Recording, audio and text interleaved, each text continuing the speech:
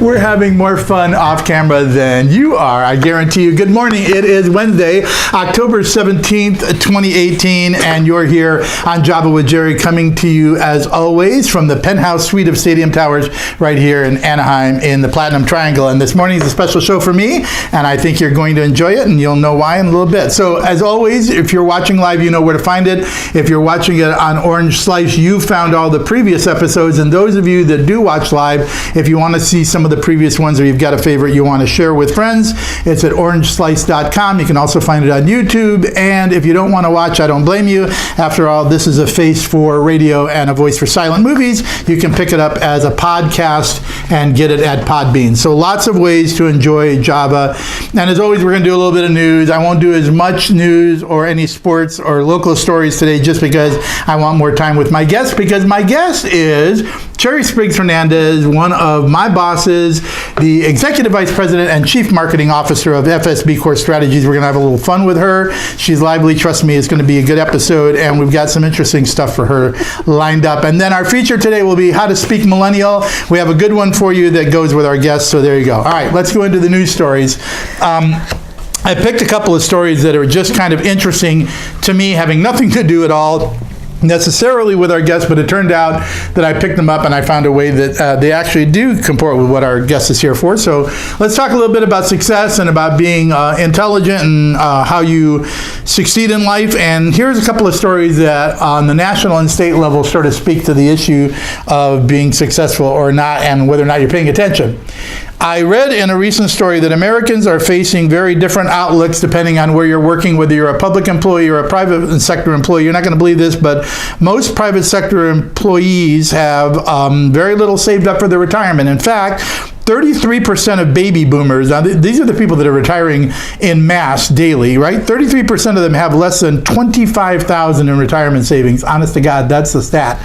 It came from Northwestern Mutual's survey. 4 out of 5 Americans are extremely or somewhat concerned about their retirement. You think if you've got 25 grand put away and you're depending only on Social Security, that's a problem. And then they did a comparison between those who are in the private sector contributing to their 401ks, or in this case, not contributing enough to their 401ks, and that don't have investment savings, and the public sector employees who have defined benefit pensions, who of course are doing very well. And the point of the story was that there are people in what they call the $100,000 club, public employees who are getting 100 grand or more in retirement savings. The average public employee is getting $78,000 in retirement savings. And in California, there's this huge gap between those people who have these defined benefit pensions and people who aren't saving enough for retirement. Listen, if you're a boomer and you've only got 25 grand in savings, you're in trouble. But if you're a millennial, let that be a lesson to you. Set some aside, put it away, pay yourself in every paycheck, keep it going, because the power of compounding works for you or against you. So don't let the power of compounding work against you.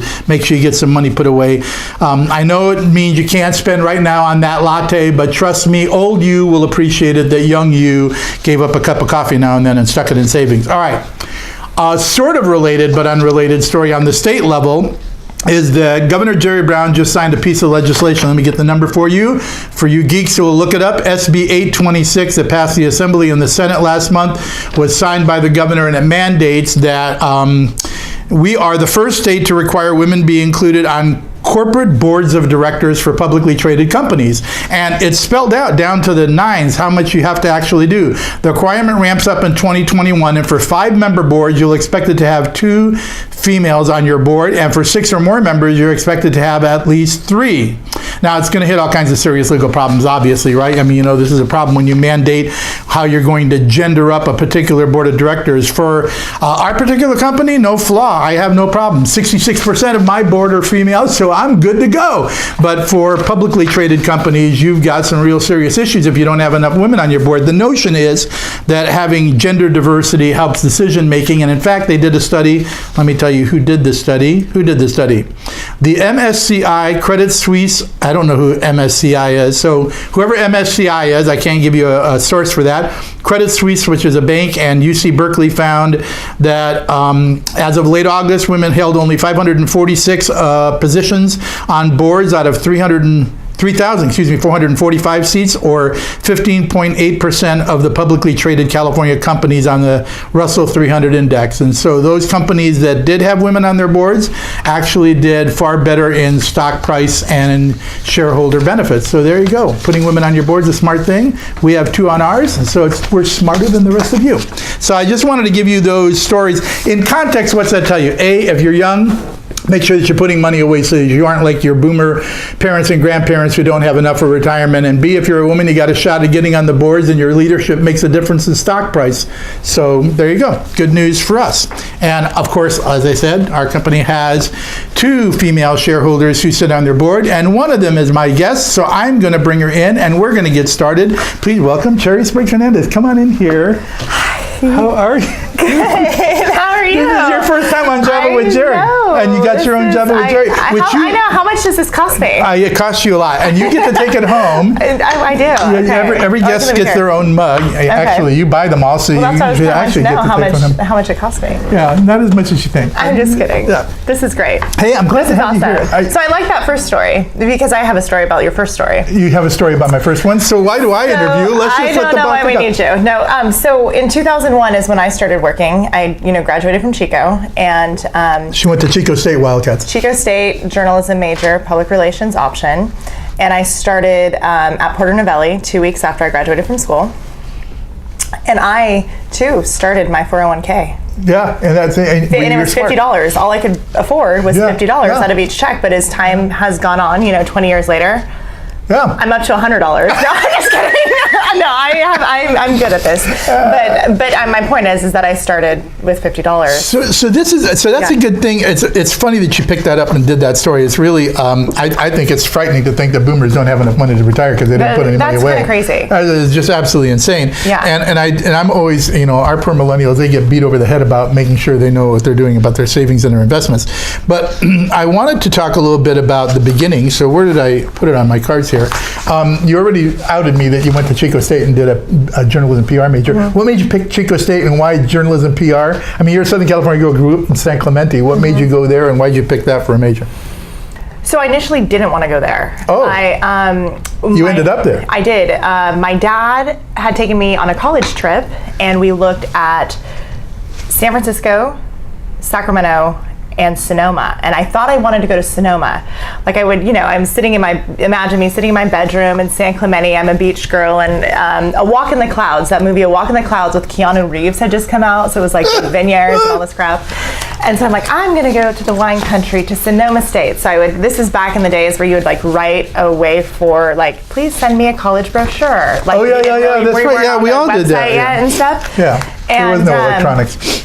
So I get all these brochures from Sonoma State, and it was like our beautiful college nestled in the wine country, and we go up there, and it was like Photoshop. That was my first experience with Photoshop. The school was nowhere near the wine country. There's no vineyards around. It was literally like 2 images spliced together, and I was like, this is a lie. False advertising. False advertising. So we went to Sac State and San Francisco State, and I was gonna go to Sac State, and then we had a free day, and so my dad said, well, why don't we go up and look at Chico? And I did not want to go to Chico because, quite honestly, the reputation of it being a party school scared me. I was always a very good girl. I always worked at Baker Square. I never was like a party type of person, and it scared me, the reputation. But then we went and looked at it, and I just fell in love with the campus. I loved everything about it, and then found that they had a good journalism program and a good Spanish program, and that's how I went there 10 hours away. That's great. That's the story. That's the story. I started there at 17. My dad had to sign a permission slip for me to go because I was only 17 when I started. You actually had to have a permission slip signed? Yeah. Yes, my daughter can go to college? To live in the dorms. Oh. I wasn't 18 yet. Oh, gotcha. Okay. Yeah.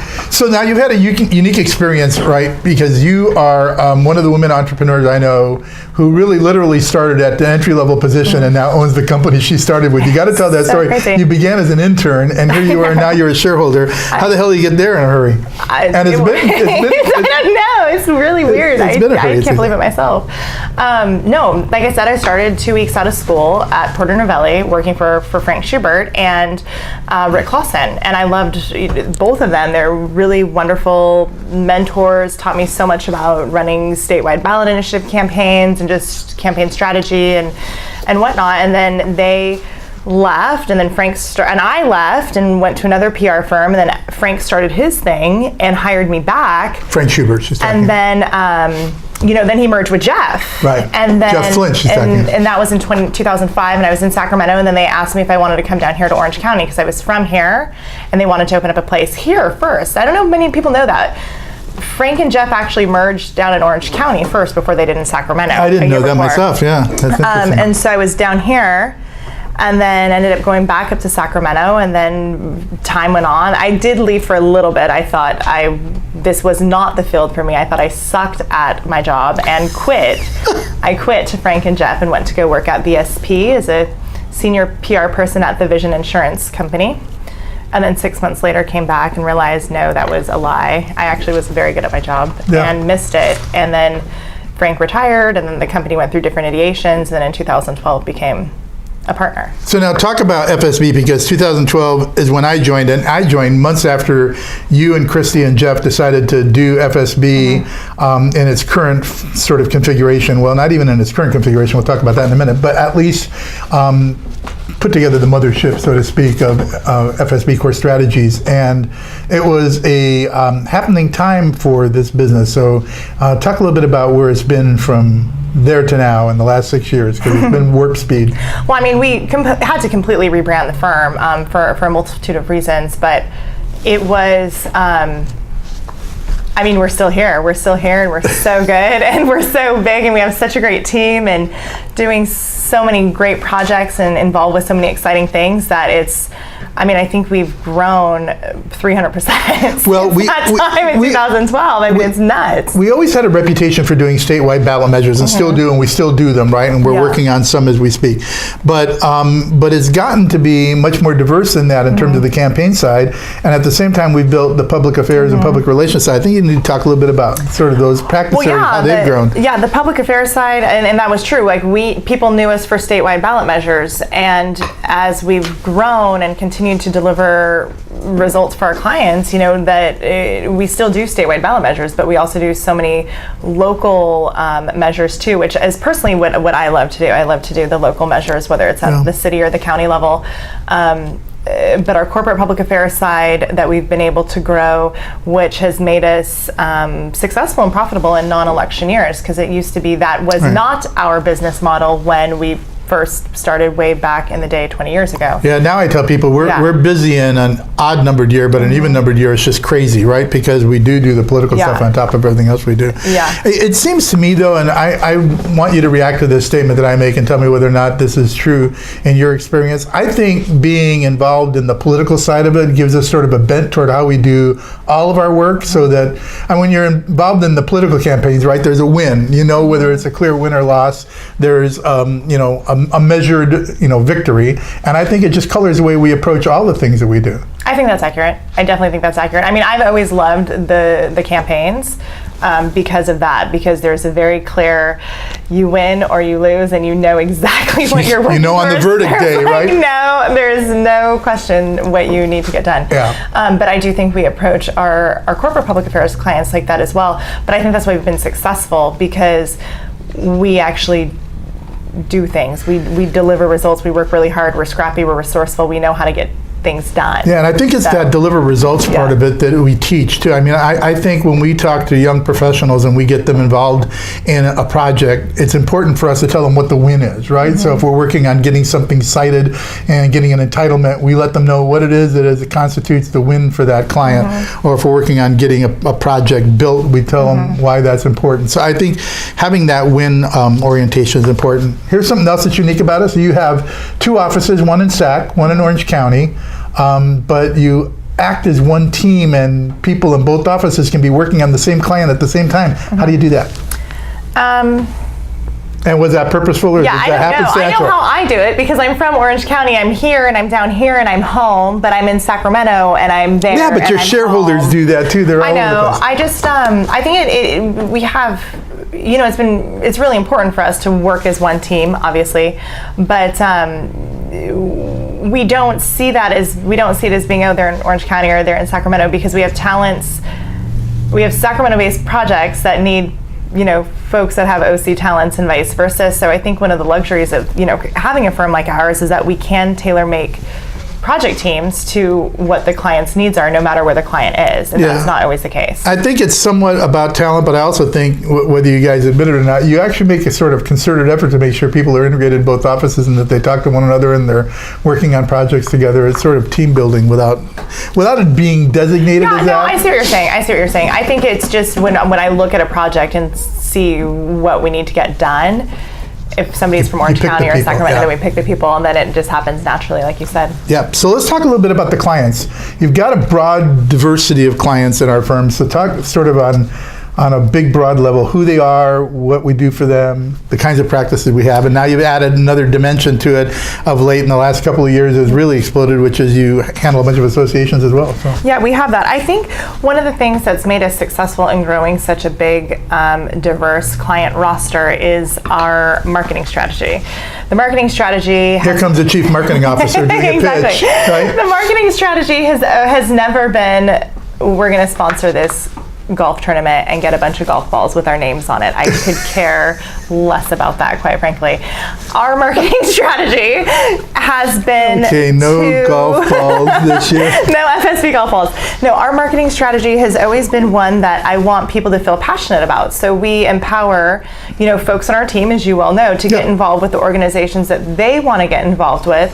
And not to say that we wouldn't sponsor events, but the things that we like to do is sponsor things that in a way that we're giving back to the community, making a difference in the community, and can really be an asset to the community. And that is really how we've been able to grow this broad, diverse client base that we have. And it is. I mean, we have, like you said, the associations. We have, Ford Motor Company. We have developers. We have so many different clients really that we represent on so many different issues. Energy, technology, manufacturing, healthcare, education, advertising, healthcare, education, all of it. I mean, it's just a big, broad span. And big Fortune 10 companies, McDonald's, Coca-Cola, Ford, Lincoln, they've all been clients. Well, and I think that people want to do business with people that they trust and are honest and have integrity and are fun. And the way that you build these genuine relationships are by doing these things together in the community. And I think it's been successful for us both in Orange County and Sacramento. So now you've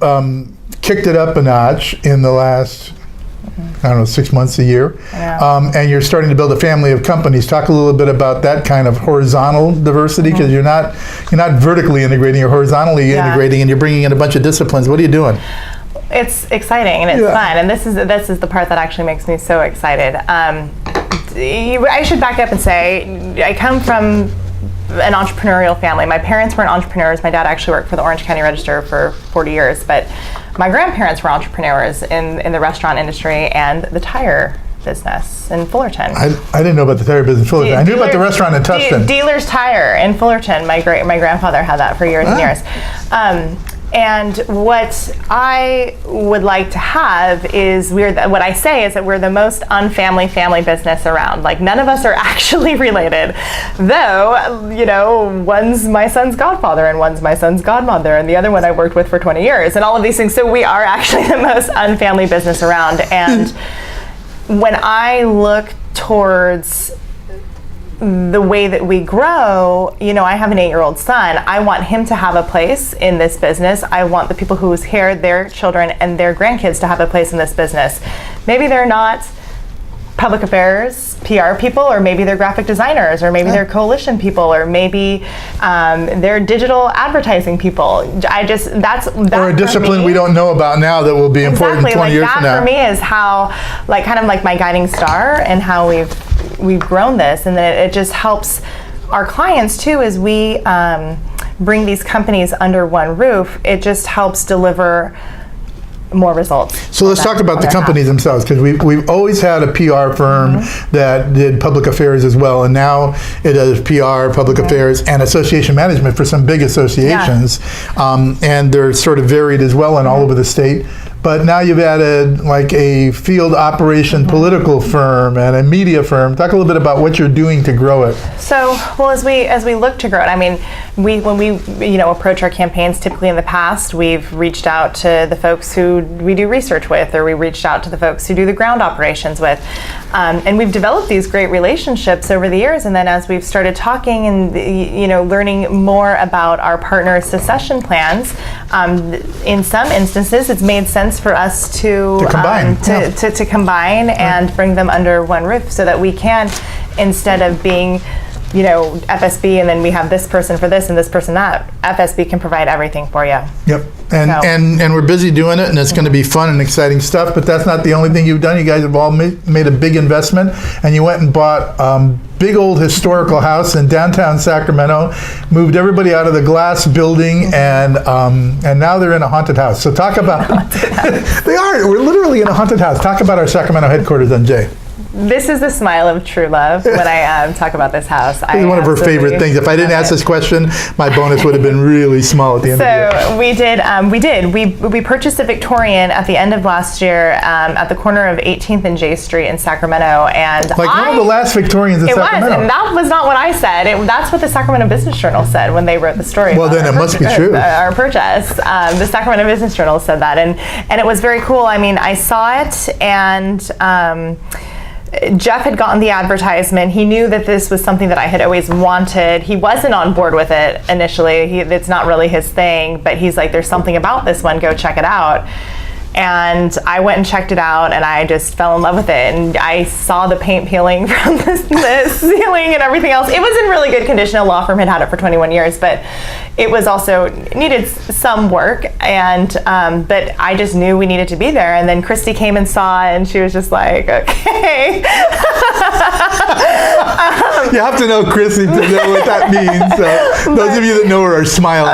But I just had a feeling about this place, and it turns out very cool history. The Wittenbrock family was the original family who built it, and they built it in 1872. He had 10 kids. He bought different Victorians, built different Victorians around town for his daughters. He was the first agriculture commissioner in our state, and he was a hop farmer from Missouri. And his wife,